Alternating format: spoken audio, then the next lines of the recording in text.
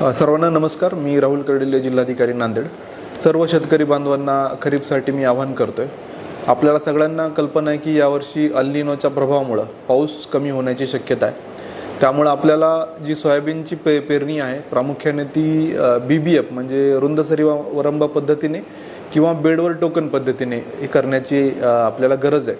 त्यामुळे आपल्याला water retention capacity आहे, म्हणजे कमी पावसामध्ये पण आपलं पीक चांगल्या पद्धतीने या प्रणालीमध्ये येऊ शकतं. त्यामुळे हे सगळ्यांना आव्हान आहे.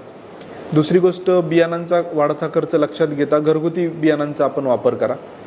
त्यामध्येही आपण पेरणी करण्यापूर्वी उगवण क्षमता चाचणी 100% सगळ्यांनी करा. कारण बऱ्याचदा पावसाचा खंड पडल्यानंतर किंवा मोठा ब्रेक जर झाला आणि आपली उगवण क्षमता चाचणी जर केलेली नसेल आणि पीक आपलं फेल्युअर झालं तर आपल्याला दुबार पेरणीचं पण संकट आपल्यावर येऊ शकतं. त्यामुळे अत्यंत सोपी चाचणी आहे, ही सगळ्यांनी टेस्ट घरच्या घरी करा. दुसरी गोष्ट, बऱ्याचदा आपण विकत जेव्हा बियाणं घेतो आपण ते ऐनवेळेला घेतो आणि लगेच पेरणी करतो. किमान 7 दिवस आधी आपण बियाणं खरेदी केलं पाहिजे, जेणेकरून आपल्याला उगवण क्षमता चाचणी आपल्याला घरच्या घरी करता येईल. तर हे महत्त्वाचं आपण सगळ्यांनी लक्षात ठेवा. दुसरी गोष्ट, आंतरपीक पद्धतीची आपण लागवड जर केली तूर आणि सोयाबीनचा तर आपल्यालाही यामध्ये चांगल्या पद्धतीचा फायदा होऊ शकतो. हे पण आपण लक्षात घ्या. खतांचा वापर करताना आपल्याला सगळ्यांना कल्पना आहे की रासायनिक खतांची टंचाई आहे आणि त्याचसोबत युरियाचा आपण जो बेसुमार वापर आहे माती परीक्षण न करता, यामुळेही आपल्याला फायदा होण्यापेक्षा आपल्या जमिनीतलं नायट्रेट वाढण्याचं या ठिकाणी काम होत असतं.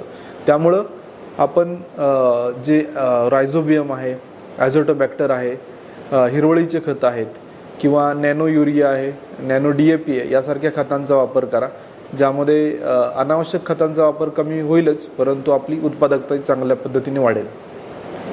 पुढची गोष्ट म्हणजे आपल्याकडं फार्मर कप चळवळ मोठ्या प्रमाणावर चालू आहे. 778 गट आपल्याकडं झालेत आणि या गटांनी जी SOP दिलीत, डिजिटल शेती शाळा ते घेत आहेत, तर याचा 100% पालन करण्याचा आपण प्रयत्न करा.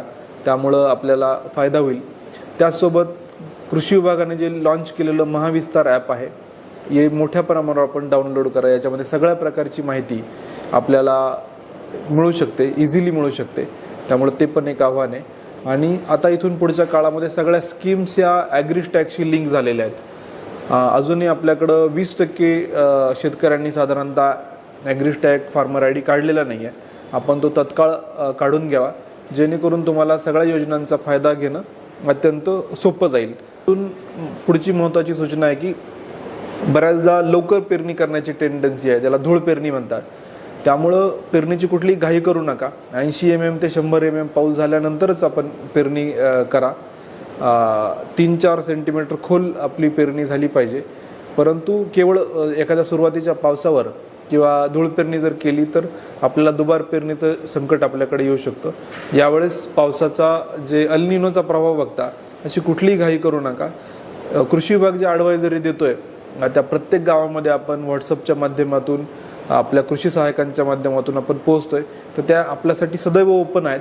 त्यामुळं या ॲडवायझरीचा वापर करा आणि लवकर पेरणी किंवा अनावश्यक पेरणी पावसाचा खंड असतानाही टाळणं आवश्यक आहे. त्यामुळं याची खबरदारी आपण सर्व शेतकरी बांधवांनी घ्यायला पाहिजे, असं मी आवाहन करतो. धन्यवाद.